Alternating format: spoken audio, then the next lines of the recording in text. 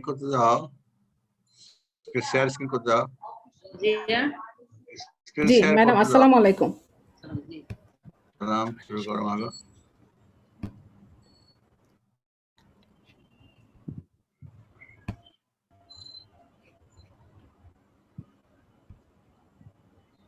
Very good.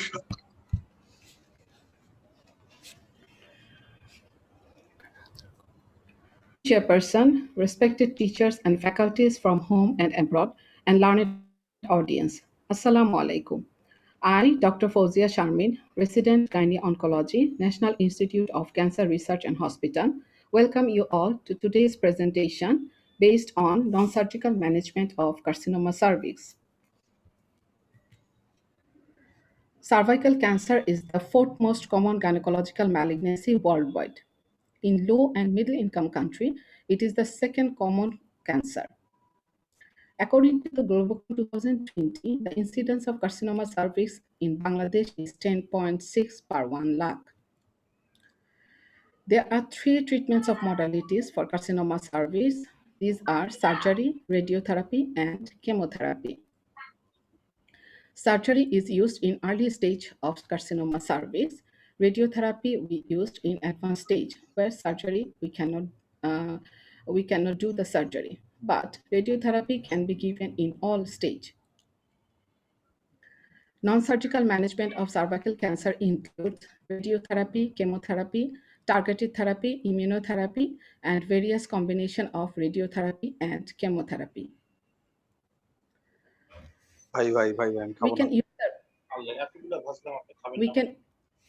In carcinoma cervix, we can use radiotherapy as adjuvant therapy, adjuvant therapy after radical hysterectomy, primary radiotherapy as curative intent, and palliative radiotherapy. The aim of radiotherapy is to eliminate the disease, to eliminate the microscopic disease, to decrease the pelvic recurrence, increase overall survival, increase symptomatic relief, and to maintain the good quality of life. Principles of radiotherapy. Radiotherapy acts in two ways. Indirect action, radiotherapy causes free radical formation and DNA damage, then cell death. Direct action, radiation causes damage to the DNA and cell death and single and double-stranded DNA damage. Adjuvant radiotherapy is given according to the risk factor. According to the postoperative risk factor. In case of high risk factor, that is, when lymph node is positive, parametrium positive, and surgical margin is positive, these are the high risk factor. If any one of the above factor is positive, then we have to give adjuvant CCRT. Intermediate risk factors are positive LVSI, deep stromal invasion, and tumor size more than 4 centimeter. If any two of the above is present, then adjuvant EBRT is given. Dose should be 45 to 50 Gui in 25 to 28 fraction. According to the NCCN guideline 2021 cervical cancer, intermediate risk factor SEDLIS criteria for external pelvic radiation after radical hysterectomy in node negative, margin negative, and parametrial negative cases. Vaginal brachytherapy is given if the margin is closed or positive margin, parametrial involvement, large or deeply invasive tumor, and extensive LVSI. Benefit of adjuvant therapy, absolute improvement in 5-year survival is 86% versus 57% in observation group, and reduction in risk of recurrence. Primary radiotherapy is given for curative intent in case of locally advanced cervical cancer, that is stage 1B3, stage 2A2, stage 2B to 4A. And curative treatment of LSCC include external beam radiotherapy, brachytherapy, and concomitant chemotherapy. External beam radiotherapy to cover the primary tumor and tumor bed and regional lymph node. CCRT is considered the standard of treatment. Benefit of CCRT, 5-year survival is higher compared to radiotherapy alone, 8% and 6% absolute improvement of 5-year progression-free survival and overall survival. Dose of definitive EBRT. whole pelvis 45 Guy, 1.8 to 2 Guy per fraction, persistent or bulky parametrial tumor 60 Guy, bulky lymph node for 54 to 60 Guy, and aortic lymph node 60 Guy. Brachytherapy is used to boost the primary tumor. The benefit of brachytherapy: high control dose to boost primary tumor and decreased dose to adjust a normal organ. Implants are intracavitary and interstitial. Intracavitary performed using a tandem and ovoid or ring. An interstitial brachytherapy is used when there is anatomy is distorted, obliterated endocervical canal, narrow vagina, or recurrent disease. Any of the dose rate system, namely the low dose rate, high dose rate, and pulse dose rate, may be practiced. HDR technique have gained increased acceptance and are being used more recently due to some benefit. And the benefits are patient-related: shorter time is required for the treatment, treatment is delivered at outpatient basis, and no need for bed rest, better patient acceptance and tolerance. And clinical benefits are better implant reproducibility, source remains stable during the treatment, and applicators are less bulky. Treatment dose and time. Total tumor dose for curative intent should be 80 to 90 Guy, and the treatment should be completed within 56 days, that is 8 weeks. If there is treatment delay more than 8 weeks, increased chance of recurrence 1% per day. There are some recent advancements in RT planning now. These are 3D treatment planning based on CT, MRI, PET-CT, computer-controlled treatment delivery, image-based remote afterload brachytherapy.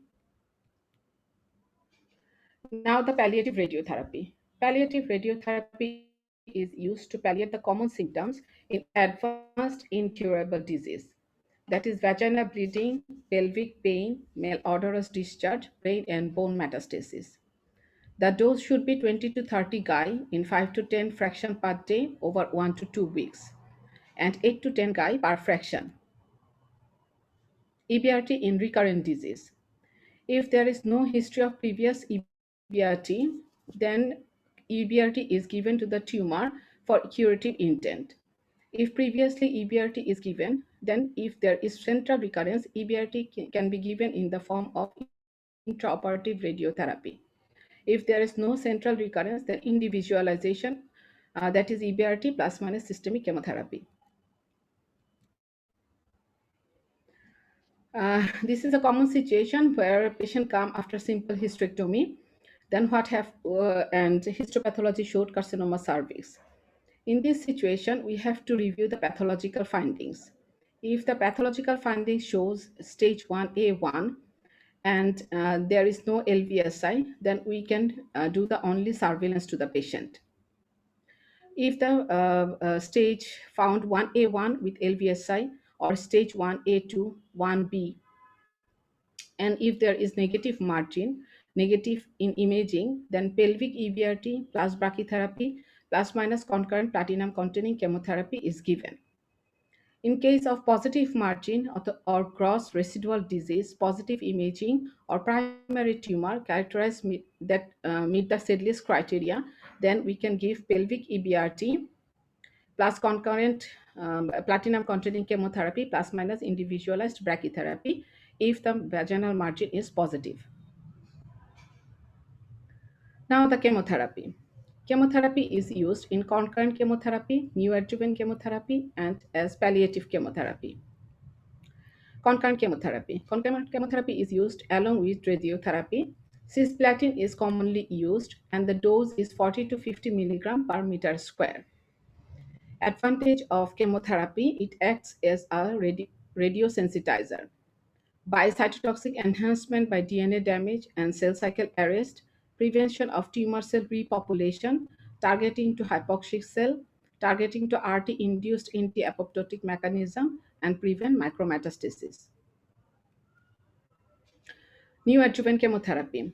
Two recent randomized control trials have compared NACT followed by radical hysterectomy with chemoradiation for patients with FIGO 2018 stage 1B3 to 2B cervical cancer.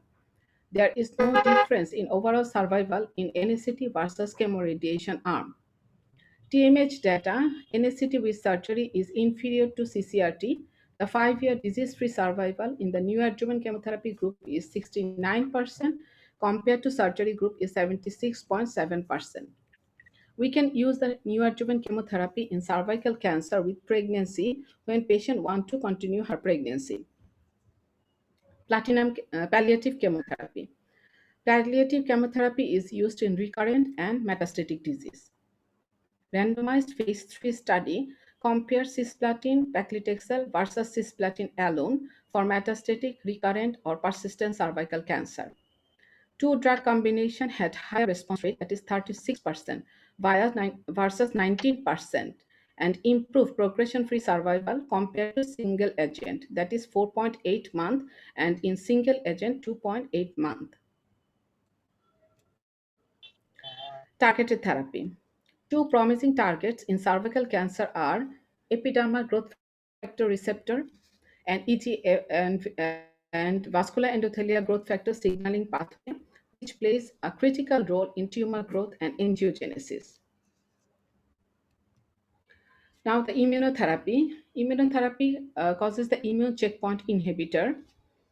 Recently, anti-PD-1 antibody, that is pembrolizumab, has been tried for advanced cervical cancer, and overall response rate was 17%. Now, the follow-up for the CSRS patient. Median time of recurrence is 7 to 36 months. Follow-up is usually done at 3 to 4 month interval for 2 years and 6 monthly until 5 years, then annually lifelong. Aim is to detect the recurrence early. At each visit, history taking and physical examination is done. Routine imaging is not indicated. Frequent vaginal wall cytology does not significantly improve the detection of early disease recurrence. Patients should return to annual population-based screening after 5 years disease-free survival. Cervical cancer survivors are at risk for second cancer. Data suggests that patients who undergo radiotherapy for pelvic cancer are at risk for development of other cancer like colon, rectum, anus, bladder, and vagina. And so, therefore, careful surveillance is appropriate for this patient. Thank you all. Thank you for patience hearing. Thank you, Dr. Fouzia Sharmin, being a surgical oncologist for giving a enhanced deliberation in non-surgical management of the cervical cancer. Now our great faculty, honored faculty, Dr. Professor Bhavna Rai. I request Professor Bhavna Rai to give her presentation. Hello, congratulations, Dr. Fouzia. You've given a very comprehensive overview of the non-surgical management of cervical cancer. I think quite a bit of will be a repetition, but I hope you don't get bored. So I'll just try to make it short and concise. Thank you very much. Okay, so is the screen visible? Yes. So today I will be talking on non-surgical management of cervical cancer. And a lot of it, in fact, everything has already been covered very nicely by Dr. Fouzia. But just to start again, just a minute. Okay. So we know that there are various options that are available for treatment of cervical cancer. In limited stage disease, that is stage 1A, B1 to 2A, which is less than 4 centimeters, we have the option of surgery or radiotherapy. For locally advanced, locally extended disease, that is 1B, 2B3 up to 2A, again, surgery has been tried. Radiotherapy can be given as a post-op or a definitive treatment, and there is role of chemotherapy. In the recurrence or persistent disease setting, the mainstay of treatment remains surgery and radiotherapy, which is given as a palliative intent. These days, chemotherapy also has been incorporated in the management of recurrent or metastatic cervical cancer. Now for stage 1A, now radiation has a role actually in every stage of cervical cancer. Although the treatment of choice in early stage is surgery, but in patients who are unfit for surgery, we have the option of giving them radiotherapy. So as early as stage A1 patients who are medically fit for surgery, unfit for surgery can receive radiation therapy. And it has been shown that an intracavity brachytherapy alone to the dose of 65 to 75 gray to point A in 1 or 2 insertions have been shown to result in excellent response rates. And this was one of the initial studies by Hamburger et al. Now, once we know that there is LVSI in stage 1A1 and we go to 1A2, that is, there is deep infiltration of the cervical stroma beyond the 5 mm depth, the risk of lymph node metastasis increases. So once the risk of lymph node metastasis increases, that means that we have to cover the adjoining lymph nodal drainage area, that is the pelvic lymph nodal area. So for these patients in stage 1A1 with LVI or in 1A2 disease, patients who are medically unfit can again go on to receive intracavity brachytherapy. But in these patients, because of the risk of pelvic lymph node metastasis, the external radiotherapy has to be incorporated. So a combination of EBRT plus ICBT can be administered in patients who are medically unfit stage 1A1 with LVI or 1A2. So what beyond these stages, that is, what do we do for stage 1B1 and 2A? Should it be radiation or surgery? So both radical surgery, that is radical hysterectomy plus para-aortic pelvic lymphadenectomy, and radiotherapy have been found to be equally efficacious. So what are the advantages of radical surgery in this setting? First is it provides an insight into the adverse pathological findings. That is, we can get the microscopic pathological findings of the disease. It can help in tailoring of adjuvant treatments that will be required. It has also been observed that for younger patients, it perhaps could result in better sexual outcomes as compared to radiation. And also, it also gives us the opportunity for sparing the ovaries. These days, they can do an oophoropexy. The ovaries can be transplanted high up into the paracolic gutters. And they say that some form of sparing ovarian preservation can be offered in these patients. However, despite the surgery, a significant number of patients do require post-op RT. And if we combine the two, there is increased risk of complications. So it is extremely essential to have a good choice of patients for surgery, and you have to choose wisely regarding which patients would be suitable for surgery and which patients should go in for radiotherapy in stage 1B1 to 2A disease. So the evidence that comes regarding which compares surgery to radiotherapy in early stage cervical cancer is from the famous Landini trial, which was first published in 1999, and we had the updated analysis in 2017. Now, what they did was they divided the disease groups into by virtue of the size, that is tumor less than 4 centimeters and more than 4 centimeters. So they were equivalent results for all less than 4 and more than, that is smaller tumors and bulky tumors. The 5-year actuarial survivors were comparable both for radiation and surgery. However, there were some fallacies in this trial that were seen. First was that half the patients who had tumors less than 4 centimeters actually went on to receive adjuvant radiation. That is 50% of patients, even in less than stage 4 centimeter disease, had to receive radiation. And as high as 80 to 85% patients with tumor size more than 4 centimeters went on to receive adjuvant radiotherapy. The DFS OS was comparable. There was better OS with radiotherapy because patients who had a recurrence after surgery, 40% patients could be salvaged. So what this updated analysis showed us was that they said that recommended primary surgery can be offered to patients less than 3 centimeters to minimize the risk of adjuvant radiation. What they also observed in this study was that as compared to squamous cell carcinoma, the adenocarcinomas fared better with surgery than with radiotherapy alone. So what this trial taught us was that in patients who have a larger bulky tumors often require adjuvant radiotherapy, and it is always better to give a unimodality treatment to decrease the complications. And you have to choose the patient selection has to be done very well. Now, once you have operated, how do you decide whether the patient requires post-op adjuvant treatment? Again, in this context, we had the GOG 92, that is the famous SEDLIS criteria, and then the updated result by Rotman, which was published in 2006. Now, they saw the impact of the pathological features, that is the stromal invasion and tumor size on the outcomes in patients who underwent post-op pelvic RT. So what they saw was that the local failures and distant metastasis were reduced with radiotherapy as compared to observation. The updated analysis showed that there was about a 30% improvement in overall survival with adjuvant radiotherapy. The grade 3 toxicities were higher with radiotherapy, which is expected. And mind you, all this was done when we were using conventional radiotherapy techniques. So in today's date, these toxicities could even be lower. And what interestingly that they observed was that the adenocarcinomas and adenosquamous carcinomas were associated with a lesser recurrence rate, 8.8% versus 44% in the observation alone arm. This was in patients. So that these days, that is the reason for us for rationalizing adjuvant radiation in adenocarcinoma. So this is what the findings of GOG 92 and the trial by Rotman were. Now, the question arises that do we need only radiation or do we need concurrent chemoradiation, and how do we select the patients for the same? So the GOG 109 answered this question. What they did was the eligibility criteria for concurrent chemoradiation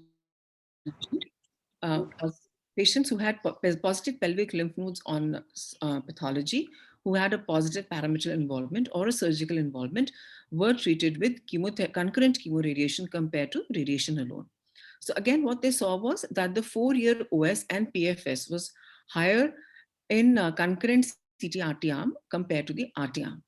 So hence came the categorization for the need for adjuvant treatment. So what we do is that we divide it on the basis of the risk features that are there. So patients who have to be considered for adjuvant treatment are divided into on the basis of risk features, which categorize them under high risk, intermediate risk, and low risk features. So what are these risk features? Now, for the sake of residents, the simplest way that I often teach my residents is that always remember the PPP. That is a positive para, a positive lymph node, and a positive or a close margin warrants adjuvant chemoradiation, and this falls into the high risk category. So if you have any one of the 3 PPs, that means the patient has to straightaway go in for adjuvant chemoradiation. Now the next categorization is the intermediate risk factors. And for us to decide to give adjuvant treatment, we need 2 or more features of these intermediate risk factors to justify post-op radiation. So what are these factors? These factors are the presence of LVSI, tumor size more than 4 centimeters, and deep stromal invasion more than 1/3. However, there are some centers which even take more than 50% stromal invasion, but for all practical purposes, we take deep stromal invasion of more than 1/3.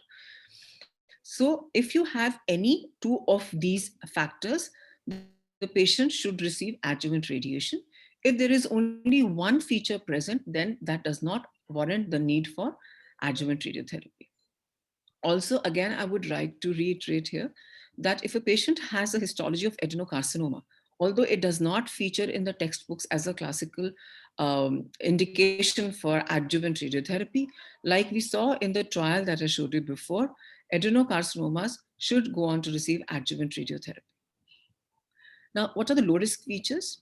If there are none of the above features present, or if there is a single intermediate risk feature, these patients do not require any adjuvant treatment and they are categorized under the low risk category. Now, coming to the locally advanced cervical cancer, we divide them into locally advanced and metastatic diseases. So if the patient has a locally advanced disease, that is from stage 2B to 4A, or these days 1B3 to 4A is considered as locally advanced. So the standard treatment is radiotherapy plus minus concurrent chemotherapy. And plus minus I say because concurrent chemotherapy should be administered to all patients, but if they are unfit due to some reasons, occasionally concurrent chemotherapy may be omitted. Now the radiotherapy is given in the form of EBRT and brachytherapy. The EBRT is the external beam radiation that we give to the pelvis, or you can give extended field radiotherapy, including the para-aortic lymph nodes in stage 3C2 disease. Now, EBRT basically takes care of the extracervical spread, that is the parametral and the nodal regions. And brachytherapy is also an integral part of curative treatment, and this is absolutely essential for curative treatment in locally advanced cervical cancer. Now, brachytherapy can be given in the form of a plain intracavitary brachytherapy, intracavitary with interstitial combined brachytherapy, or interstitial brachytherapy alone.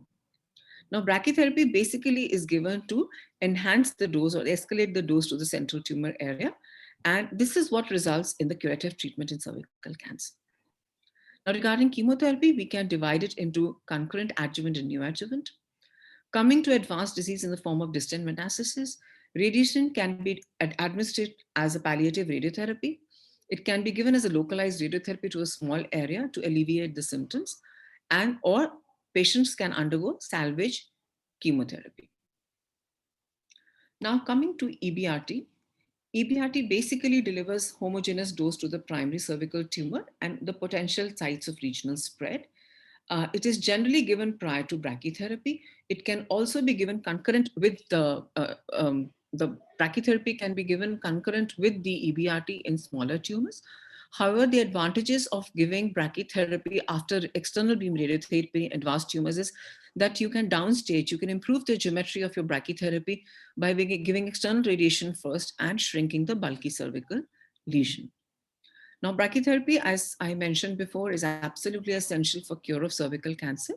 Here, maximum curative doses can be delivered to the central disease of the cervix and the adjacent medial parametry and upper vagina.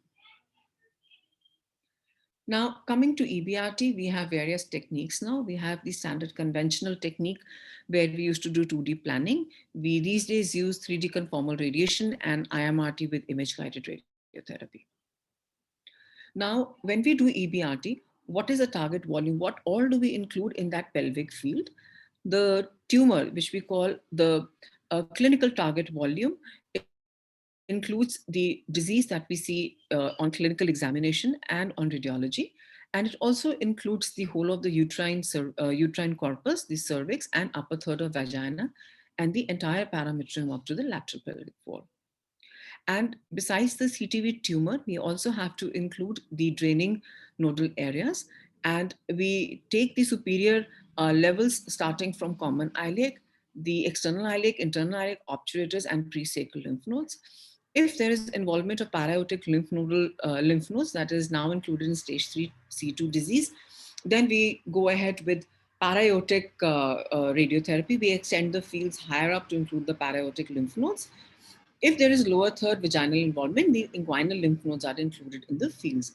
So this is essentially the target volume that we include, whether we are treating with conventional technique, with conformal, or with conformal techniques. So I guess most of the audience here today is, they are the surgeons, that is the gynae oncology surgeons. So I will not be going too much into detail, but I think most of the radiotherapy students must be familiar. The conventional RT simulator planning is based on bony landmarks, and we treat by classically 4-field technique. The upper border is at L4, L5 junction, basically to cover the common iliac lymph nodes. Laterally, it is 1.5 to 2 centimeters lateral to the widest margin of the widest pelvic part of the pelvic rim, basically to include the lateral group of the external iliac lymph nodes. Inferiorly, we go up to the obturator foramen, or 2 centimeters below the lower extension of the disease in case there is a lower vaginal extension or there is a vaginal extension more than upper half. Now, lateral fields essentially remain the same laterally as the APPA field, and posteriorly you try and encompass the hollow. I'm sorry, but the slide has moved. It should be encompassing the sacral hollow. Now, the other conformal techniques that we use these days is 3D conformal radiotherapy. The advantage of this is that ensures adequate target coverage. It enables tailoring of radiation fields, like you can individually tailor based on individual patient anatomy. Sometimes the aortic bifurcation could occur at varying levels, and there could be a geographic miss, or there could be inclusion of large amount of normal tissue depending on different from patient anatomy. Also, there is reduced toxicity as compared to conventional techniques because to an extent, bowel can be spared. The advantage is that it is available in most centers, and it is cost effective as compared to the advanced techniques of IMRT and IGRT. So these days it is considered as a standard of care. Nevertheless, conventional radiotherapy techniques still hold as good, and we have had excellent outcomes using these conventional techniques historically. Now coming to IMRT, what is the role of IMRT? IMRT these days has been shown to be of benefit. We know that it decreases the bowel and hematological toxicity. It is particularly beneficial where we have to escalate the dose to the lymph nodes. If the patient has a pathologically or radiologically involved lymph node on imaging, so it helps us in boosting the dose, and that is called a simultaneous integrated boost.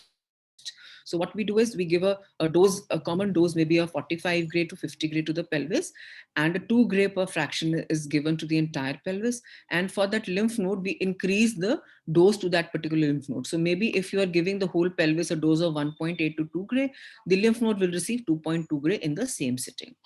And also IMRT is beneficial when we are using large fields in the form of extended field radiotherapy to include the involved para-aortic lymph nodes. However, we know that IMRT has many limitations, especially for LMICs. Even in I'm working in an institute of national importance, but trust me, it is not possible for us to give every patient, treat every patient with IMRT. The reason is because of logistic issues. And according to the literature, what is the extent of improvement and at what risk? For countries like ours, we really need to think wisely. So is it worth the expense? So that is one of the questions. The other is accurate target delineation. Everybody or people have to be informed or educated regarding the accurate target delineation. That is of paramount importance. Also, if you are doing IMRT, the IMRT is beneficial only when you are reducing the margins. So the margins that you are reducing are basically the setup margins. And we know that in pelvis, there is always a lot of dynamic movement of going on in the organs in the form of bladder filling, rectum filling, filling of gas in the bowel, etc. So for that, you need to do image-guided radiotherapy, which is I would say quite labor intensive in the form of a lot of time needed for planning, for executing the plan, and for doing the imaging. So it is it is costly, it is labor intensive, and for high volume centers like ours, it is not really practically feasible to do an IMRT in each and every patient. Now, coming to the role of chemotherapy. Like I said, chemotherapy can be given in the settings of neoadjuvant, concurrent, or adjuvant therapy. So what is the rationale of giving neoadjuvant chemotherapy? We know that there has been a recent surge in the interest of neoadjuvant chemotherapy followed by surgery in the early stage bulky disease.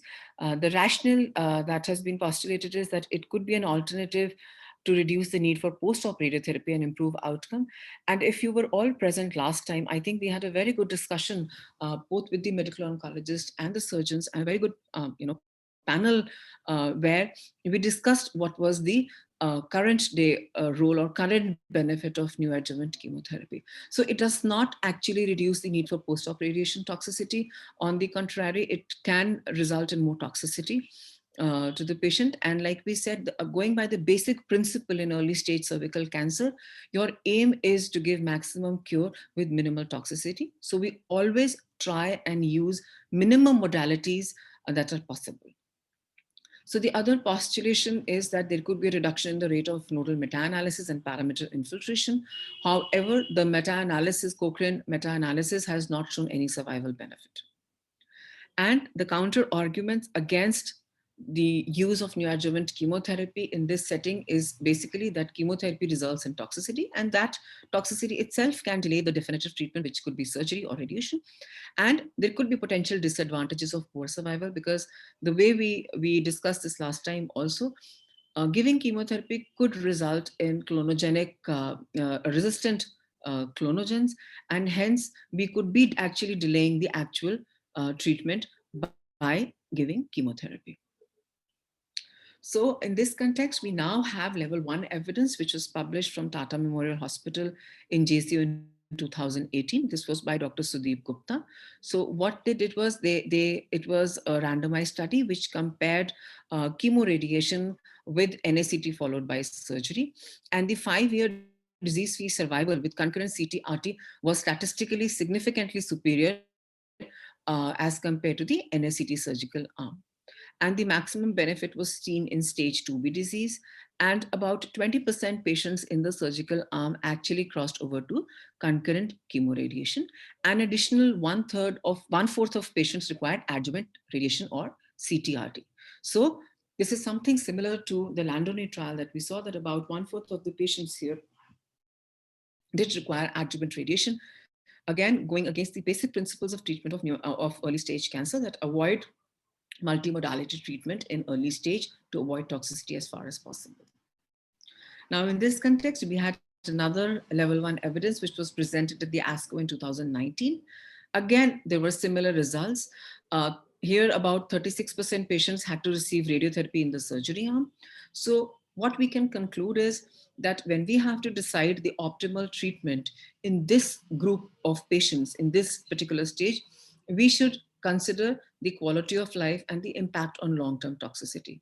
So as of today, concurrent chemoradiation is the standard of care in stage 1B2 and 2B cervical cancer. Now, coming to the role of concurrent chemotherapy in cervical cancer, what is the rationale of giving concurrent chemotherapy? We've talked against neoadjuvant chemotherapy, but what is the rationale of giving concurrent chemotherapy? So basically, it is to improve survival. Now, how do we do that? We are saying that neoadjuvant chemotherapy doesn't work really well, or it could result in resistant clonogens. So why are we advocating concurrent chemoradiation now?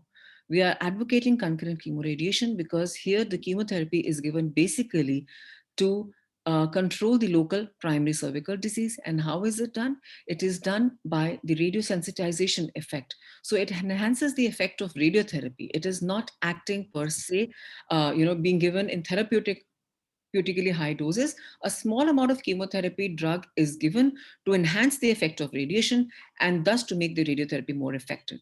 So this increases the control in primary cervical disease, and also to an extent, it could have an impact on reducing the rate of distant metastasis.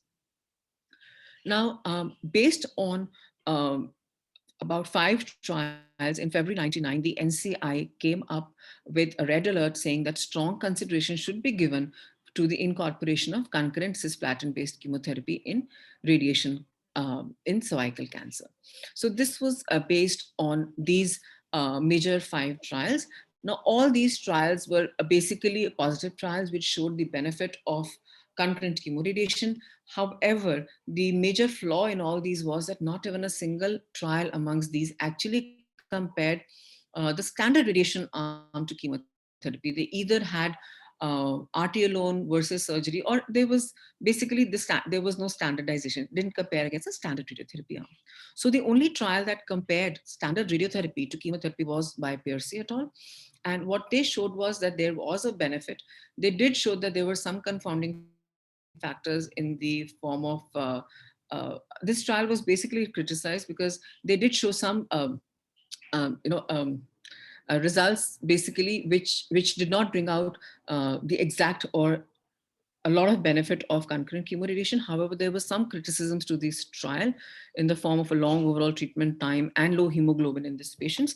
But later it was concluded that concurrent chemoradiation does have an impact on improving local control and overall survival.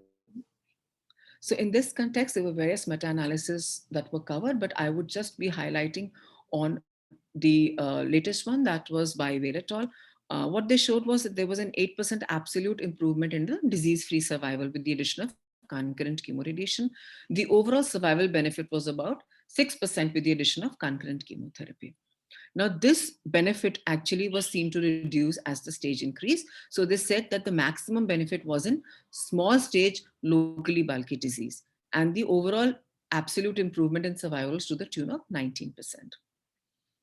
However, After that, there was this CRACS trial that was published again from Tata Memorial Hospital by Dr. Srivastava. And here they compared chemoradiotherapy versus radiotherapy alone in stage 3B disease. So what they saw was that there was absolute benefit in DFS and OS to the tune of 9% and 8%, even in stage 3B disease. So as of today, irrespective of the stage of the disease, in locally advanced cervical cancer, concurrent chemotherapy should be incorporated as far as possible. So when we talk about concurrent chemotherapy, the standard drug that we use is cisplatin to the dose of 40 milligram per meter square. But how many cycles should we include? For all of us, compliance, we know in our patients can be an issue. So the recommended dose is 40 milligram per meter square given once a week for a total of 5 to 6 cycles. So this is something like head and neck cancer where we need to give a certain amount of cumulative dose of the chemotherapy to have its effect as a radiosensitizer. So the famous EMBRACE-1 data, which is going to be out soon, showed that there was a 20% difference in systemic recurrence, especially in advanced stage disease with the addition of concurrent chemotherapy, and that at least 5 cycles of concurrent chemotherapy should be given to have this benefit. This is also another study which was done from India by Nanda Kumar. And what they saw was that a minimum dose of 150 milligrams per meter, 150 milligrams of cisplatin is associated with better survival, meaning to say that we should start concurrent chemoradiation as soon as, at the earliest when we start the radiation. So it should initially start with the first 1 or 2 fractions to ensure that the patients receive at least 5 cycles of concurrent cisplatin. Now, okay, I think there is a mix-up of slides. So when I was talking about the role of IMRT, once we've talked about the role of chemotherapy, what is the role of IMRT in post-op cervical cancer? Like I said, for IMRT, we basically have a lot of issues, and the indications for IMRT basically include if you have to do a nodal SIB or you have to do an extended field radiation. And these days we are even incorporating IMRT in post-op patients. So till date, we did not have level 1 evidence for the role of IMRT in post-op cervical cancer. But now this is the PASA trial that was presented at the ASTRO 2020. This trial was conducted by Dr. Supriya Chopra from Tata Memorial Hospital. And this was done in cervical cancer patients where they compared IMRT with 3D CRT. And what they saw was that IMRT improved the late GI toxicity compared to 3D CRT. The maximum effect of IMRT was seen in patients who underwent concurrent chemoradiation. There was a decrease in the acute GI toxicity, in anorexia, in late abdominal bloating and obstruction. However, there was no difference in the disease control. And we had a similarly, during the same time, we have also this TIME-C trial, which is the NRG trial, which was presented at the ASTRO 2019. They also show that there is reduction in the acute GI toxicity at about 5 weeks of radiation. They are reporting some improvement in late GI toxicity at 1 year, that is improvement for diarrhea at 1 year with IMRT, and decrease in some urinary adverse events. So as of today, if I talk about indications of IMRT, like I said, basically you can use it as a post-op setting. It has shown to reduce in toxicities, but to be very clear, there are no reported differences in overall outcomes in the form of survival outcomes. So IMRT basically is required for reduction of toxicity and not for increasing the survival, especially in the post-op setting. Now, coming to the role of adjuvant chemotherapy after concurrent chemoradiation with cervical cancer, there is basically insufficient evidence for the use of the same. There is an ongoing trial, that is the Outback trial, the results of which are going to be available this year.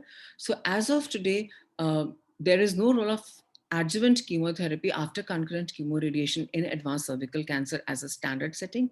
This can be done only in select patients or in patients who are in a trial setting. Now, coming to brachytherapy, we know that brachytherapy plays an integral role in curative treatment of locally advanced cervical cancer. So what are the principles of brachytherapy? We know that in the radiotherapy or the external beam radiotherapy part, the proportion of the external RT basically increases with tumor bulk and stage. So this is a standard radiotherapy dose that we give is about 45 to 50 gray. And then, like I said, for smaller tumors, you could combine both the external radiation and intracavity brachytherapy. So for basic principles of treatment of cervical cancer, all the treatment should be completed in 50 days. That is, the external radiation and brachytherapy should be complete within 7 weeks. And that has shown an impact on the survival. So this is time bound. And the paracentral dose, that is the dose to the cervix or the point where you're defining, that is point A or HRCTV, should be to the tune of 80 to 90 gray. And the pelvic side wall should be 45 to 60 gray. So these days we have various techniques that we use for brachytherapy. This is the standard intracavity brachytherapy, and this is basically used when the disease is confined either to the cervix or to the upper vagina and medial third of the parametria. So we have been traditionally prescribing the doses to point A, and that still holds good for most of our patients. That is 2/3 of the patients, even in today's setting, are suitable for brachytherapy only with intracavity brachytherapy. These days, we also have advanced techniques like intracavity brachytherapy combined with interstitial brachytherapy. So in patients who have involvement of the medial parametria, here we can put the needles, and like you see, we can alter this pear-shaped by the use of these needles in the applicator itself. So for medial parametrial involvement, this technique can be used. In patients who have a post-op recurrence or a post-op residual disease at the vault, or who have a lateral pelvic side wall disease which is has a heavy parametrial involvement, there we can use these interstitial brachytherapy techniques. So this is basically just to show you that this is the disease that is being covered by point A. And if you have some extra disease which is not covered by point A, this can be taken care by these needles. Now coming to occult cervical cancer after hysterectomy, there could be occasionally cases where surgery has been done inadvertently and incidental diagnosis of cervical cancer is there, or an inadvertent surgery, even a locally advanced disease has been done. So definitely there is further requirement beyond the stage 1A2 if only a hysterectomy has been done. So the options include removal of, going in for surgery again, that is removal of the parametria and the lymph node and doing a proper surgical staging, or we can proceed with the radiotherapy. So radiotherapy here can be given as an EBRT, that is a dose of 45 to 50 gray is given by external beam radiotherapy. And you could add brachytherapy depending on whether there is involvement or there is a closed margin, a vaginal resection margin, there is disease in the form of parametrial extension or lymph nodes. So once there is an advanced disease or once there is a high risk category of the disease, we invariably add the brachytherapy. But if the patient has an intermediate risk disease and the vaginal resection margin is we have a good vaginal resection margin, then you could only get away with EBRT. Now, sometimes we do have patients where a subtotal hysterectomy is done. So what do we do in those cases? So there we have the cervical stump. So what we do is that after the completion of radiotherapy, we get the length of the cervical stump measured either by an ultrasound or an MRI. So if the cervical stump length is more than 2 centimeters, 2 or more than 2 centimeters, then you can treat them like an intact cervical cancer and you can do external radiation followed by intracavity brachytherapy, because the smallest tandem length that we have is 2 centimeters. However, if that is not so, then we have to go in for an interstitial brachytherapy. But if a subtotal hysterectomy is done, vault brachytherapy is not an option. So coming to advanced disease, the advanced disease can be advanced local disease or it can be metastatic disease. The common sites of metastasis include lung, bone, para-aortic lymph nodes, and supraclavicular lymph nodes. So treatment options in advanced disease or in metastatic disease depend on what is the previous treatment that has been received. Has the patient received radical radiotherapy? Has the chemo-RT been done, or only a surgery has been done? Also, the timeline is important. When is the recurrence occurring? Then also we need to keep in mind the site of the failure. Is it only a small local recurrence? If it's a small local recurrence, it can still be given brachytherapy or surgery. Is it a loco-regional? That is, are there involvement of the lymph nodes, or is it parametrial involvement, or is it the local and distant metastasis? And of course, the general condition of the patient is what actually helps us decide. And in countries like ours, this is usually a factor which deters us from doing any aggressive management. And treatment options also include addressing the most distressing symptom in these patients. So like I said, we have various options for recurrent disease. You could undergo therapeutic chemotherapy. Pelvic extension can be performed, but this is quite a morbid procedure. And honestly, with a small experience of having a few patients undergo pelvic extension of our center, I think this is not a very good option if you have a bulky tumor, even if it's a localized disease. It's quite a morbid option to take.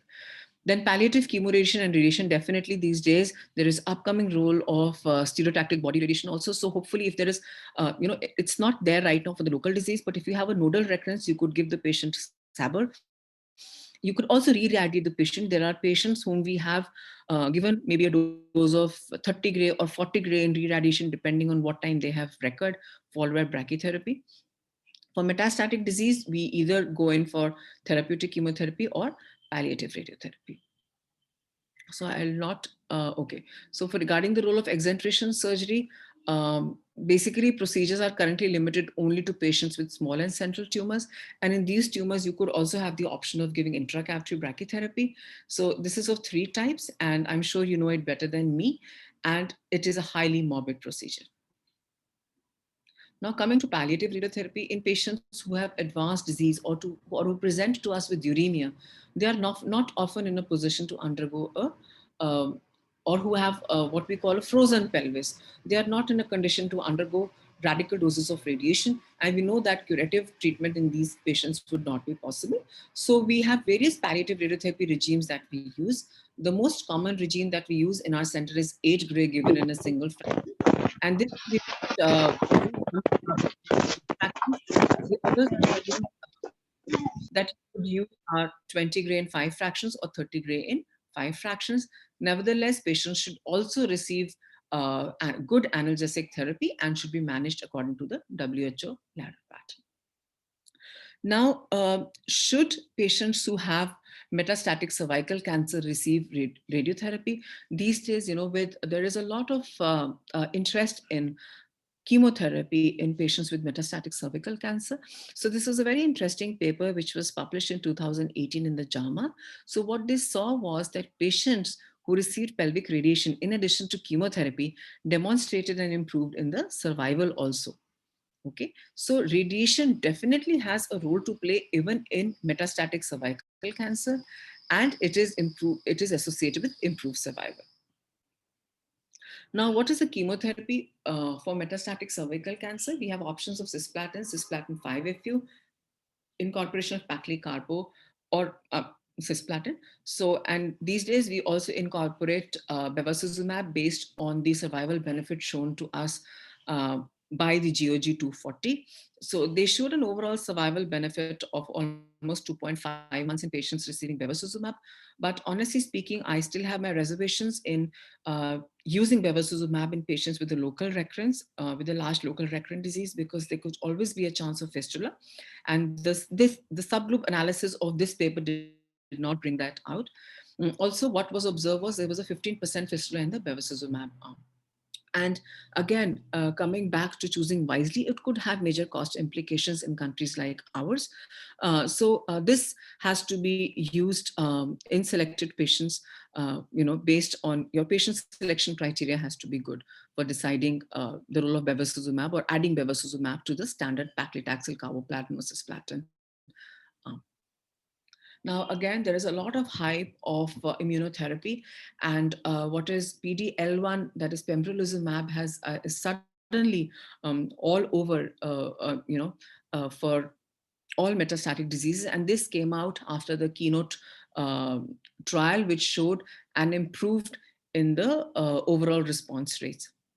And what they showed was that the complete response rate was seen in 2.6% patients, and there was a partial response rate of 11 patients, and the median follow-up was only 11.7 months, and the median duration of response was not even reached. So again, trials like these have to be evaluated or have to be analyzed with caution and with, you have to be very careful before using these drugs routinely in your cancer management, because again, they are not at all cost effective. And we know that these immunotherapies are related with a whole lot of immune-related side effects, which can affect multiple organs. So again, your patient selection has to be, you have to carefully select your patients. So, however, what these trials do not assess, or they have not assessed so far, is that what is the result or the outcome compared to best supportive care alone in these patients. We do not know what impact does palliative radiation do, because we know that radiation is also a very effective modality to control the local or the loco-regional recurrent disease. So how does it fare as compared to the use of these drugs? Quality of life is a very important issue. If you give a patient a 2-month survival benefit and the patient has to spend that coming to the hospital with frequent visits, it's not worth it. Also, toxicity and financial implications is something we really need to keep in mind. So I would like to conclude by saying that surgery is the mainstay of treatment in early stage cervical cancer and requires careful patient selection is warranted. The aim of treatment in early stage cervical cancer is basically to maximize tumor control using a single curative modality as far as possible. EBRT with concurrent chemotherapy is the standard of care for treatment of locally advanced cervical cancer. The role of neoadjuvant chemotherapy and adjuvant chemotherapy till date is not yet well defined, and it should be used only in a trial setting. Thank you. Thank you, ma'am. Thank you very much. Being a radiation oncologist, you make a big presentation for our gynae oncologist, and I think everybody is get benefit from your this nice presentation, and nobody becomes the fed up because so long presentation. Even after that, we have learned many things from you, and I think I cannot summarize your presentation and it is, but on my surgical point of view, I can summarize something from your presentation. Then I request our scientific secretary, Dr. Kamal Bhai, to give the message, what we leave behind. So from your lecture, what we have learned that if we have the tumor size, even in 2018, according to the FIBO staging, previously it was staged in stage 1, B1, and only the B2. Now it is B1, B2, B3. That is, it is less than 2 centimeter, 2 to 4 centimeter, and more than 4 centimeter. And even after we do the surgery, they up to in stage 1, B2, that is 2 to 4 centimeter. But from your the presentation, we have taken the message that if the more than 3 centimeter the tumor the size, then maximum patients need the adjuvant radiation. So we must do the surgery up to 3 centimeter. And in 50% of cases, in 4 centimeter tumor size in Nandoni et al. Trial, that 50% patient needs adjuvant radiation. And if it's more than 4 centimeter, then more than 50% needs that is adjuvant radiation.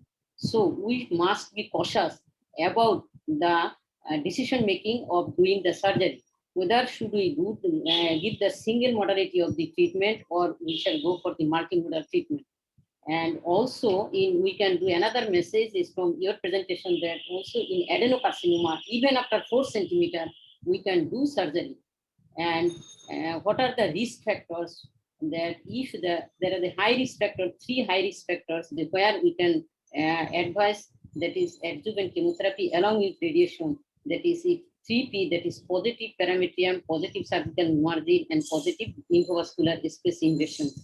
And in the intermediate risk factors are lymphovascular space invasion or the deep stromal invasion, that is more than 1/3, and adjuvant radiation, either 1 or 2 or either 2. If the 2 risk factor in these cases, then after surgery we will also advise for the adjuvant radiation. And what is deep stromal invasion? That if it is less than 1/3 after surgery, stromal invasion, it is very important. Sometimes we don't get the information from our pathologist colleague, that is what is that stromal invasion. If it is more than 50% or around 50% of stromal invasion, we also need the adjuvant radiation. Am I correct? Yes. Yes. Okay. And the another message is EBRT can take care only the extra cervical tissue. So you told that the brachytherapy is the key point of the cervical cancer, and we have the questions that in maximum center or some centers, sometimes the source of brachytherapy is, sometimes it is not available, and we get the patients after completion of the external beam radiation, they refer the patients that you can do surgery, there is brachytherapy cannot be possible, or sometimes the brachytherapy source is not given. In that cases, what we can do? Okay, so I understand that these. Bhavna, unmute yourself. Bhavna, unmute yourself. Okay, sorry.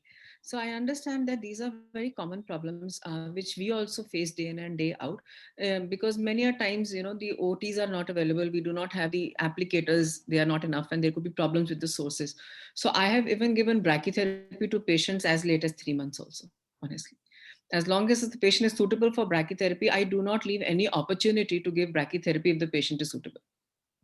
You have given the message that we must have to complete the radiation within 8 weeks, but for brachytherapy, we can give it up to 12 weeks. No, actually, ideally, the whole treatment has to be finished within 7 weeks. Yes. 7 to 8 weeks that they say. These days it is 50 days. So Yes. the best time to give brachytherapy is either integrated in the last week of external radiation, or you give it immediately after external radiotherapy. But many a times that is not possible. Yes. Because there are centers where there could be some problems in the centers, or there can be centers where it is not available and they have to refer the patients. So these problems even we commonly face. It is not that all our patients are receiving treatment within 8 weeks. We are trying to do so, but we have a lot of patients who come to us from outside. So in those cases, even if a patient is, like I'm saying, I've given brachytherapy in a patient who had even come to us after 3 months of completion of EBRT. Because the patient was, the disease, it was locally suitable, the anatomy was suitable, and the disease was confined to the cervix, I gave brachytherapy. So in ideal situation, it is 8 weeks, 7 to 8 weeks. But in a non-ideal situation, I don't think we should leave any opportunity to do brachytherapy if we can. It is definitely than not doing it is definitely better than not doing brachytherapy at all. So, but my question is that in our center, as we are working in government center, in maximum time, we have no source of the brachytherapy, and patient cannot afford to get the brachytherapy from the private center. In that case, what can they do? Okay, so that is again a very non-ideal situation. Yes. There are times when the patient has not been suitable because of extensive parametrial involvement or lower vaginal extension. So in those cases, we have even used external beam radiotherapy as a supplement of 20 Gray in 10 fractions, in addition to the 45 Gray or 46 Gray that we give. But then again, this is not the standard of care. But even we have used these regimes off and on based on the need of the patient. Because occasionally we also have to prioritize these patients based on the availability of applicators and availability of source and the OT dates that we have. So doing nothing is better than doing something. That is, in that cases, if brachytherapy is not available, in that case, we can give another 10 fractions, another more 10 fractions is what we do. We take the dose of external radiation to almost 66 Gray. But that is again not it's not a standardized or a recommended practice. But we know that these problems arise in countries like ours. It is not uncommon for us to face these problems. But usually, sometimes we see that the patients, they are receiving the external beam radiation.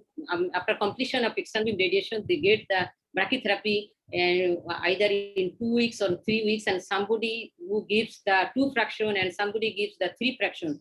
What should be the ideal for the brachytherapy?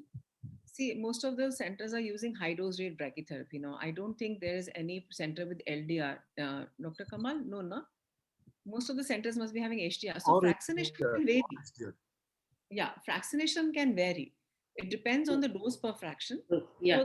So there's nothing like an ideal fraction. So the ideal number of fractions can be anywhere between 3 to 5 recommended by the ABS. And the larger the number of fractions, the better it is. But like we are a logistically strained center and a country. So we have been using 2 fractions throughout with the large dose per fraction. So there is no standardization. It is basically the total dose that you are delivering. So that can vary from center to center.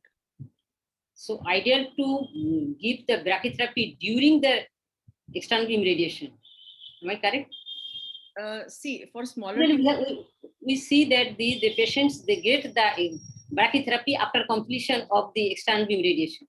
that is because most of our patients have an advanced disease. So once you give external radiation, the disease shrinks at the cervix and the disease becomes suitable and the anatomy becomes suitable for brachytherapy. So that is the reason why brachytherapy is administered towards the end of the treatment. But if you have a small local tumor in relatively early stage disease, people do incorporate brachytherapy after maybe 10 fractions or so. They start the brachytherapy weekly. So there, once you're giving more number of fractions, your overall treatment time, you can complete the treatment within that 8-week period if you are starting that interdigitation during the course of EBRT. Okay, thank you, ma'am. And I have the questions to, I request Dr. Kamal Bhai to give simply to clarify what is IMRT and what is IGRT for our general gynecologist and also the gynecology student. Intensity modulated radiotherapy, and you have told it, I just simple way, Dr. Kamal Bhai can explain it. And another thing, and also that you have given the message that in case of the para-aortic lymph node involvement, that is the stage 3C2, we must have to extend up to the para-aortic lymph node, the radiation dose. Yes. Yeah. And in case where the vaginal, up to the lower third of the vagina is involved, in that case, we must include the inguinal lymph node. Yes. Yes. And the another point is you have told that we must use the chemotherapy. If we use chemotherapy, then the disease-free survival and also the progression-free survival is also increased. So we may practice the concurrent chemoradiation in locally advanced cervical cancer. Yes. Yes. And also if the incidental diagnosis of the cervical cancer after simple hysterectomy, the patients, we shall treat the case as the high risk case. In that cases, we should use the both chemotherapy and radiation. So the surgery gives her minimum benefit or nothing benefit. So we must avoid, without the seeing the cervix or without the examining the cervix, we must not do the, and the message is that without examining the cervix, we must not do the surgery. So on the surgery, don't get any benefit to the patients, otherwise it harms the patients. And another thing, you told that the valve brachytherapy, it is told that is after subtotal hysterectomy, it is valve brachytherapy. And in recurrent carcinoma cervix, what is therapeutic chemotherapy? You have told that, so in sometimes the patients return back to us with the recurrent carcinoma cervix, that the completion of the radiation, chemotherapy, everything. In that cases, sometimes we advise for the palliative chemotherapy. If there is the curative chemotherapy or curative radiation in that recurrent carcinoma cervix? Yes. See, if you, there isn't anything like curative chemotherapy. Honestly, I think the medical oncologist would not like to hear that, but I have not seen a single patient with a local residual disease being cured by chemotherapy alone. I have not seen even a single patient who has received radiation to the local area and has been cured by chemotherapy. But definitely we can incorporate re-radiation in a locally small disease. We have given repeat brachytherapy in those patients if it's a small central disease. Small central disease, how many days after completion of our previous radiation? I have even given it as early as 6 weeks. If I feel that there is definite local disease there, I have given an additional brachytherapy application. It's But not ideally, recurrent they say disease. wait for 6 months. Ideally, they say you should wait for 6 months. Suppose, 6 months. yeah, but suppose you feel that the tumor is growing. Yes. They say that the radiation response comes up to 6 months. Yes. The tumor can be regressing on the follow-up. Yes. But if you feel that the disease is stable or has started growing, or there is obvious disease in the central area, you Yes. could give an additional application of brachytherapy. Yes, that is another message for us. And Kamal, yes, I hope I don't know. I will come back to Dr. Kamal Bhai, and I think I didn't complete the everything of your presentation. I request Dr. Kamal Bhai to add anything and to simply if I have left anything, you please clarify their things. And we have the questions, and the participant, they have given the questions in setbacks, and I will ask you after the comment of Dr. Kamal Bhai. Kamal Bhai, please. So thank you, Shahana. I think nothing left. You asked me to explain IMRT. I think there is no need of explaining IMRT because there is no role of IMRT in cervical cancer. Let me tell you like this. Yes. Why? Because you see, in the whole world, the most rich nation is Japan. And in Japan, they don't use IMRT in cervical cancer. They use 4-field box, not even the 3D CRT with central shielding. And their survival rate is 70 to 90%. Even in stage 3 to 4A, last Saturday we have a presentation from Japan, and they showed their survival rate is 70% in up to stage 4A with 4-field box technique, central shielding, and 3D IGBT. So it shows that even Supriya had the paper shown that adjuvant, the later lowered the toxicity, but we don't see anywhere any survival benefit.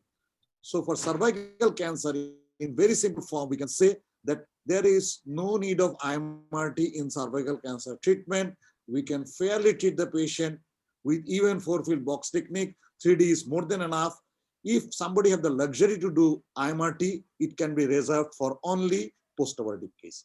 So I think this is enough message for non-oncologist colleagues, because I mean, killing somebody and feeling bad that I don't have an IMRT for cervical cancer is not an issue, because Japanese, we asked him that what about IMRT? Then he said, Professor Ono was telling, we are discussing the possibility of using IMRT, but we are not sure that we will incorporate it or not, because they are so confident about the central shielding with 4 fix and their survival is so good, they are not thinking of using IMRT. So this is number one. Number two, Bhavna, there are some questions. I think we could quickly go for that. Dr. Wugen from Bhutan, she asked, what about the age factor in deciding between radiation alone versus CTRT? In past, RT alone given to women above 60 years, 70 years. So, is there any such data of considering age for giving concurrent chemotherapy? No, there isn't. In fact, there was a study recently, it was a phase 2 trial where they showed that as long as the patient can tolerate it, age is not a criteria, but I understand that age is a criteria when we use head and neck. In head and neck, it has been shown that age more than 70 perhaps does not benefit from chemotherapy, but for cervical cancer, I have personally given concurrent chemotherapy even to an 80-year-old. So as long as they are the answer is, it is not the physical age, it is more the biological age. Even a 80 years lady, if she is fit for a concurrent chemotherapy, we should not take the chance of withdrawing chemotherapy, because the concurrent chemotherapy improves survival benefit. And the 40 milligram per meter square, the dose, if required, we give support by GCSF. So at the end of the day, we should not miss the chance, because there is no chance of doing it second time. So we should do the best at the first time. And as many number of cycles. Yes, as many number, minimum 5 cycles, as she have shown, 150 milligram is the minimum required. So personally, so for example, it is not recommended. I use always GCSF with every cycle, because I don't want to take the risk of skipping one cycle in between. Especially when we are part of the trial, but I do routinely, because I give this much addition to avoid the skipping of any chemotherapy. So the next question is, Kamal Bhai, there is other questions. I'm going to this question. There is a question from Dr. Asma Siddika, that is, what will be the dose of external beam radiation plus ICRT if positive parametrium after radical hysterectomy? Okay. I think if there is positive parametria after external radiotherapy, we'll be giving IBRT plus intravaginal brachytherapy, vault brachytherapy, and not intracavitary brachytherapy. So the dose that we give in such a situation is a dose of 46 to 50 gray. It could be anywhere between 45 to 50 gray depending on center to center. And we additionally give 6 gray high dose rate brachytherapy to the vault in 2 sessions. So 6 into 2 is given for vault brachytherapy with 45 to 50 gray of external radiation. So, Bhavna, I want to add here that if after surgery, if there is a parametria is involved, but if there is a gross disease, parametrectomy was not properly done, in Okay. that case, maybe valve brachytherapy will not be enough. We need to Yes, add okay. interstitial Interstitial brachytherapy. brachytherapy. But if the surgery was properly done and it is just a simple Margin. cut through margin, then only the 6 gray into 2 will Yeah. be Yes, adequate. sorry, So I we need didn't to know that. understand that what is the involvement of this parametria. So Yes, interstitial brachytherapy, if there is cross parameter involvement. Yes, another question is from Dr. Rugen. I think you have answered the question, how much time can we allow between completion of EBRT and brachytherapy? And what means, another question is from Dr. Lutfa Lipi, that is, what means salvage chemotherapy or salvage surgery? Salvage chemotherapy. So basically by salvage, we mean that we are giving an attempt to again salvage the patient.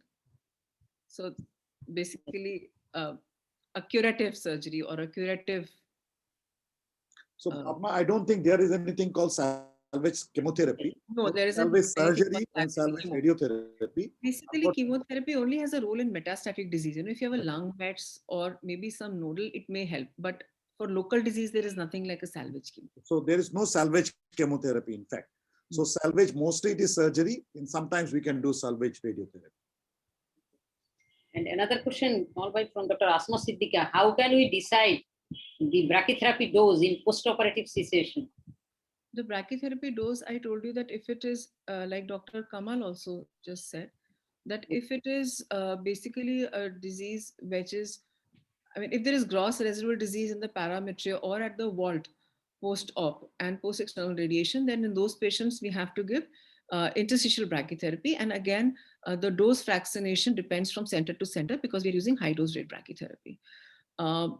For if we only have to treat the vault, if there is maybe suppose indications like a closed margin or LVI or maybe just a closed circumferential resection margin. In those cases, we could use just vault brachytherapy to the dose of 6 gray into 2 HDR. Again, this dose can vary from center to center. So, Yes, Bhavna, let me add one thing that here we need to understand what is the situation. If there is any bulk tumor available, say either in the parametria or in the wall, so we need to ensure the total dose near about 100 gray, because in that case, EBRT and 6 gray into 2 or 3 cannot achieve. Why we need interstitial? Because we need to bring the dose near to 100, like the primary that we treat cervical cancer. That is the reason we need to put the interstitial needle to bring it up.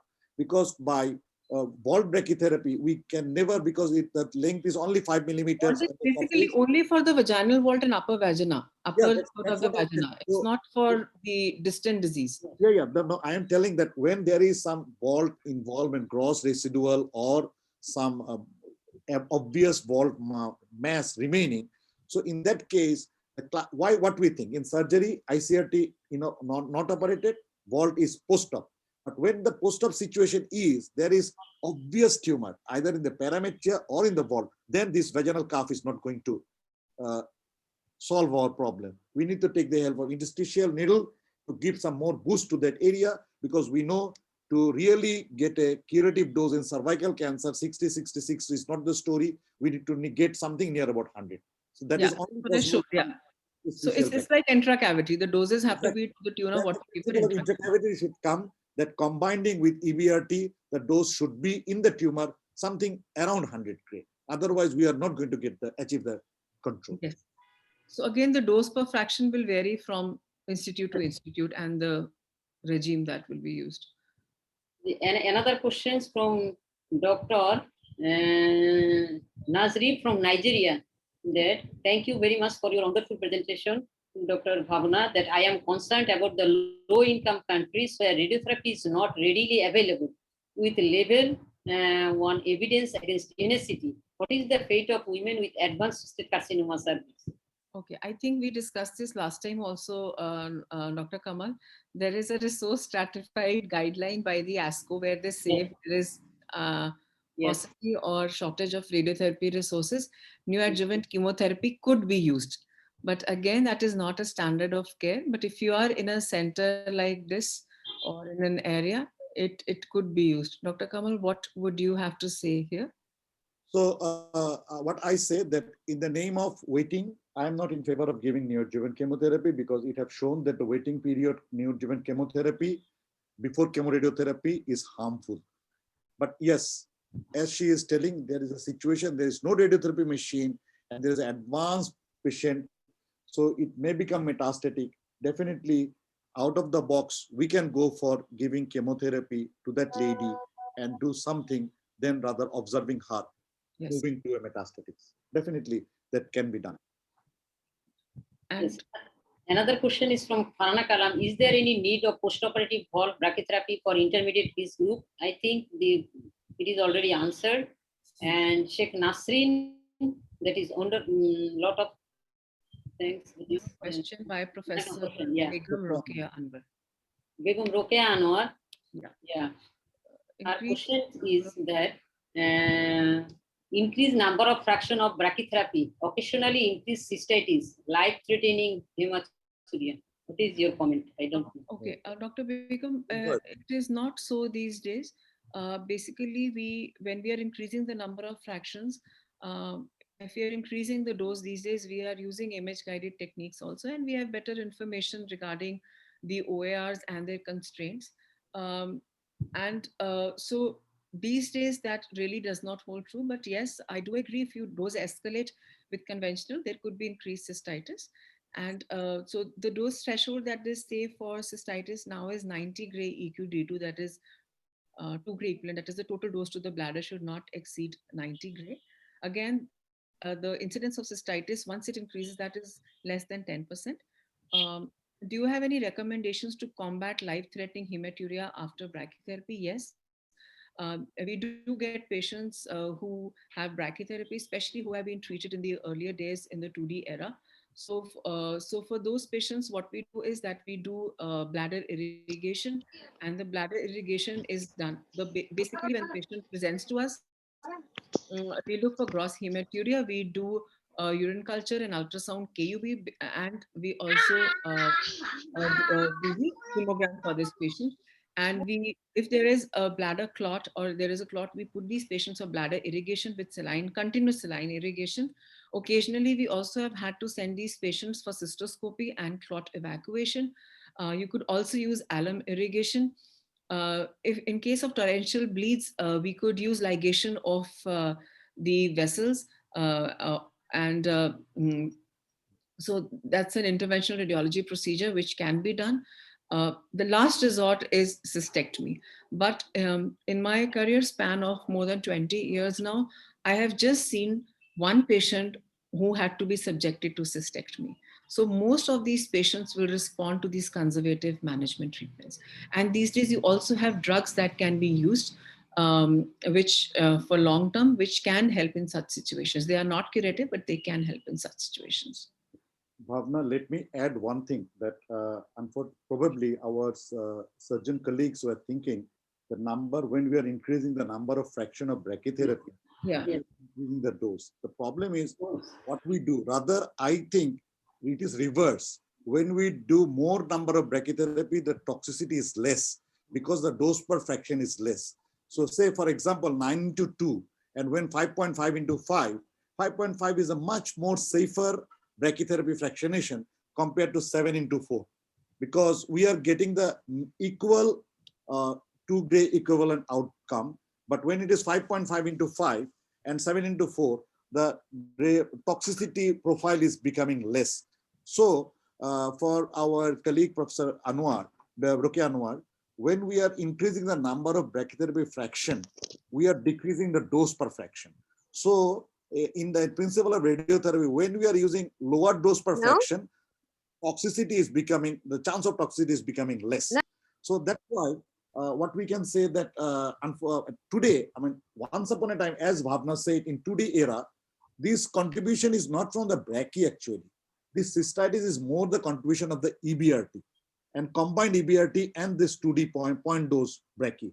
Now we are using image guided brachytherapy, and we are using 3D CRT, EBRT. So that's why the risk has came down to so low. And other point is, it is more the rectal than the bladder, because as she said, the hematuria tolerance is more than 90 gray. But it is when it is more than 70 in rectum, we have a long-term rectal proctitis and unexplained rectal bleeding situation may happen.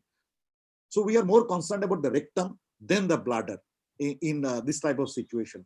Yes, there may be some unfortunate lady, as she said, who may need cystectomy, but in gross, we, the oncologists, are not that much scared of this thing. And as she said, this may be quite temporary. With just supportive management, we can overcome this situation.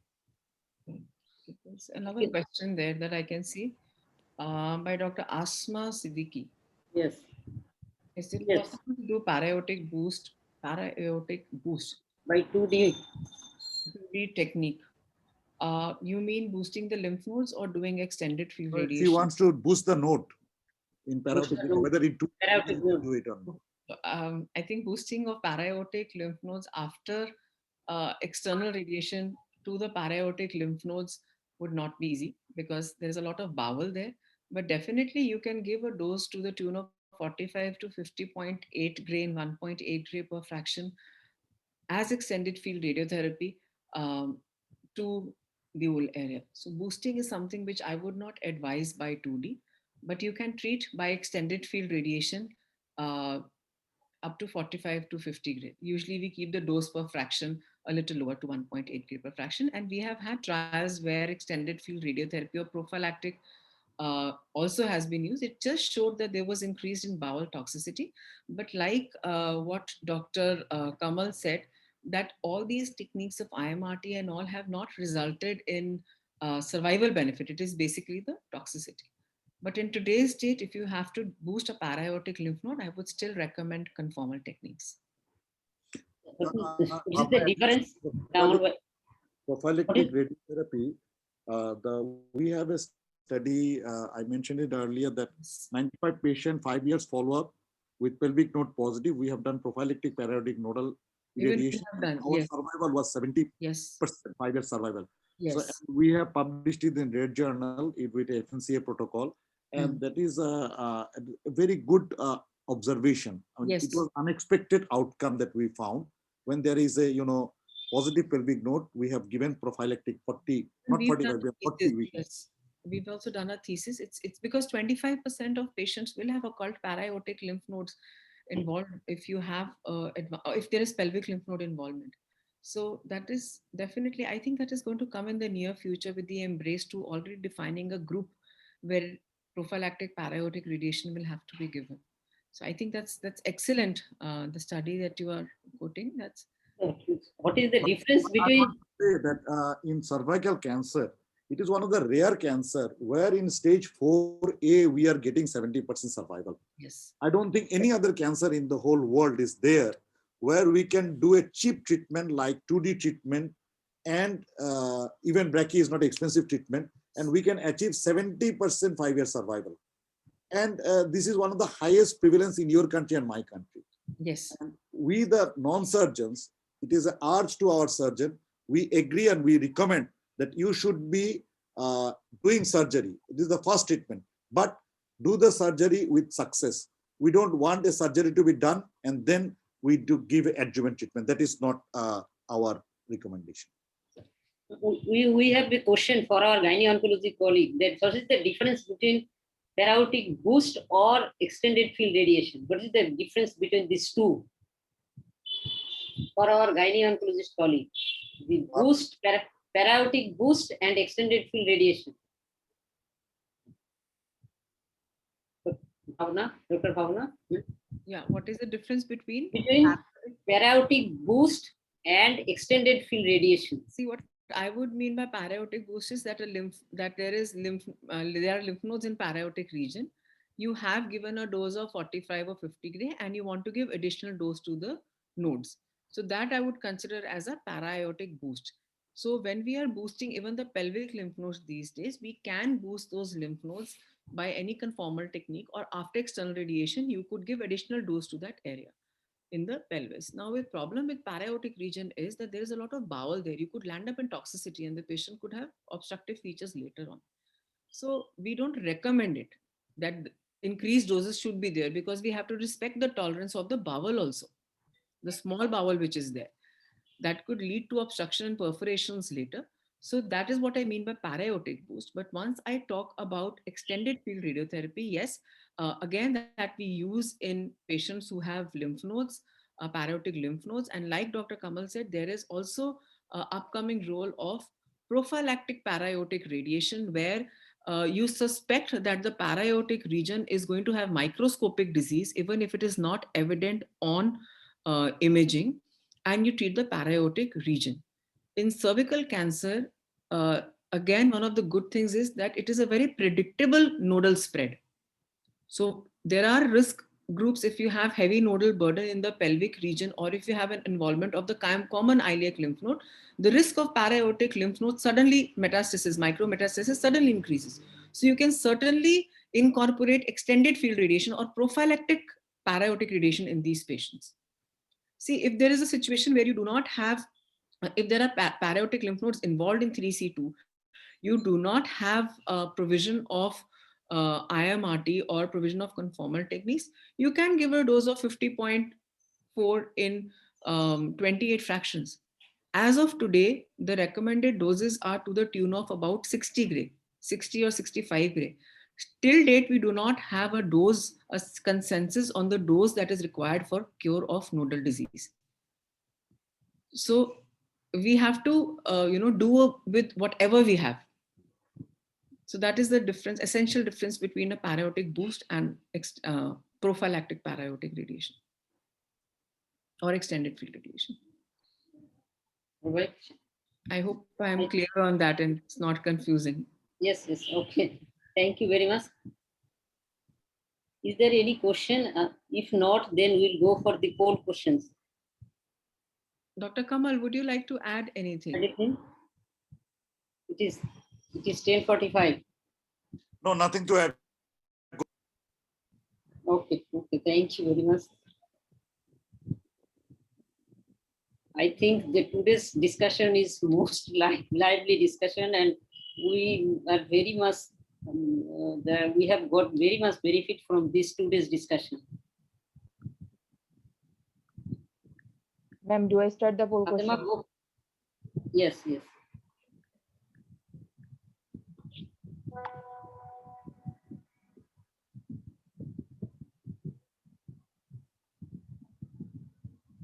For ZUG 240, the addition of what agents improves the outcome for the patients with recurrent, persistent, or metastatic cervical cancer? Topotecan, bevacizumab, cyclophosphamide, or vincristine? 30 seconds. Poll questions answer is only 30 seconds per question.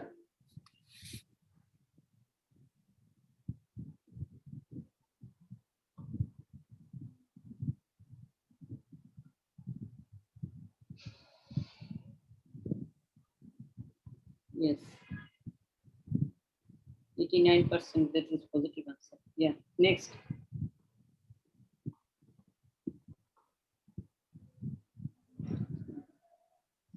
Histopathologically proved of radical hysterectomy and bilateral pelvic lymphadenectomy in a woman with cervical cancer revealed 2 positive lymph nodes, and parametrium and surgical margin were free. What will be the further treatment?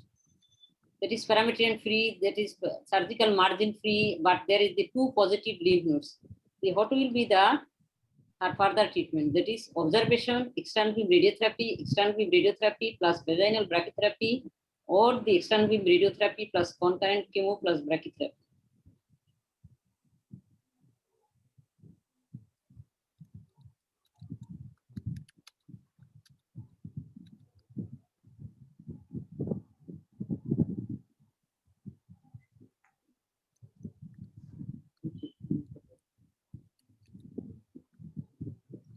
Next. Third question, As with the lymph node positive, so we need even after, that is what is the question from here, the even after the surgery, radical hysterectomy, bilateral pelvic node dissection, the patient needs the chemotherapy plus external beam radiotherapy plus also the vaginal brachytherapy. A lady with history of radical hysterectomy followed by adjuvant radiotherapy due to cervical cancer has come with extensive pelvic recurrence up to lateral pelvic wall. She has triad of Travos, sign of recurrence, that is, which include all of the above, all of the below, except the sciatica, lower extremity edema, ascites, and hydronephrosis.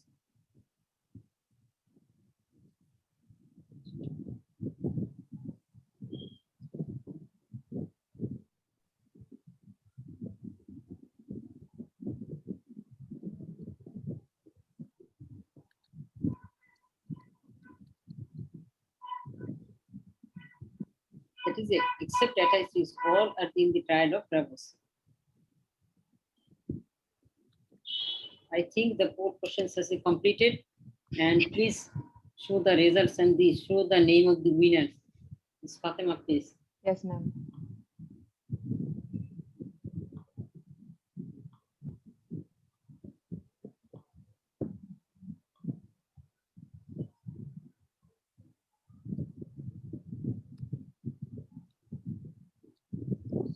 Number 1 is Chaudhary Shamima, and number 2 winner is Farzana Lija, and number 3 is Sushmita Sarkar. Please unmute and the stop your, you please open your video and please show your phone number and put your phone number in the chat box, and you please unmute yourself and open your video. The all 3, that is Chaudhary Shamima. I think she is from National Institute of Cancer Research and Hospital. She is our assistant professor of gynecological oncologist. Dr. Farzana Lija. Farzana Lija, Taina? Yes, ma'am. Yes. And Farzana Lija. Shamima. Shamima, please. Shamima, unmute yourself. Shamima.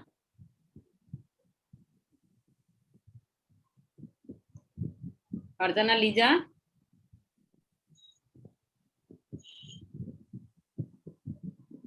Farzana Lija, are you here? We need your phone number, otherwise we cannot communicate with you. Farzana Lija.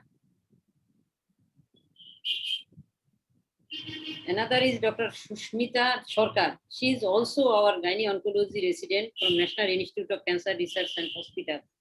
Dr. Sushmita. Farzana Lija. We have the phone number of the first and third one, and we need your phone number. Dr. Farzana Lija, are you here?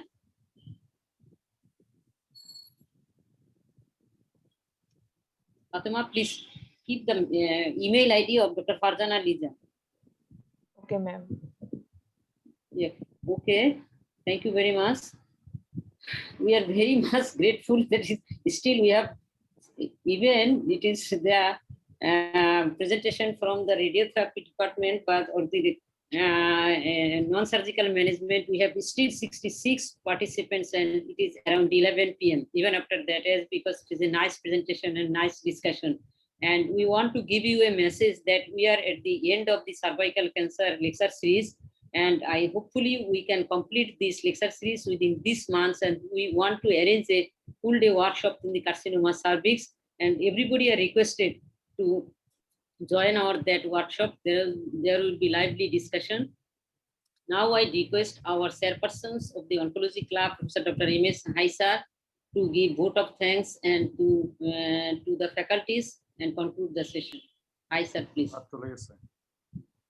Sir, okay, the sir probably sir is left, and then I request our scientific secretary, Dr. F.M. Kamaluddin, to say something and give thanks to Dr. Bhavna and end the session. Kamal bhai, please. Kamal bhai. Kamal bhai. Thank you very much, Shahana. So we are end of the long session, 2-hour session, and there was extensive discussion. Me and Bhavna and Dr. Asma, I think only the 3 non-surgeon, we enjoyed the discussion with the surgeon about the non-surgical management of cervical cancer. But what Bhavna said in her presentation, surgery is the first preferred treatment of surgery or cervical cancer when it is applicable. So we repeat that in cervical cancer, we want the best treatment, and that should be single modality treatment.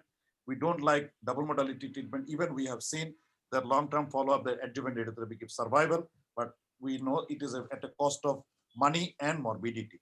So we want that a proper selection of patients should be done by surgeons or by oncologists so that we end up with a single modality of treatment. And we should offer our patient 70% 5-year survival for stage 4A disease. So that is the main essence of our total discussion.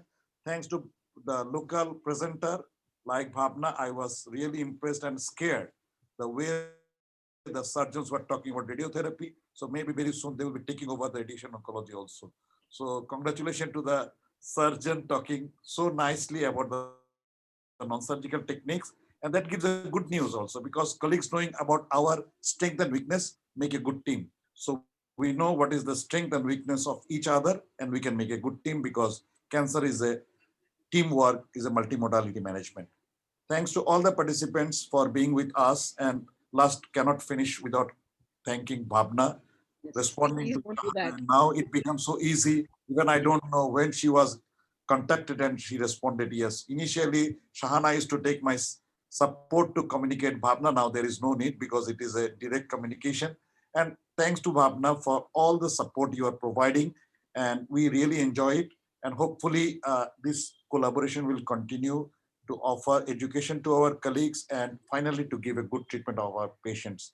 And for participants, thanks for being with us and be with us. And we will be continuing this endeavor. And finally, I want to congratulate Shahana for her unparalleled effort of carrying this program alone. Keep it up. We are with you and with your all team of Gynae-Oncology. Hats off to Gynae-Oncology for such a wonderful response and participation. And hopefully next week we will have another session on cervical cancer. Till then, have a safe life and serve the patient with good heart. Thank you very much. Good night.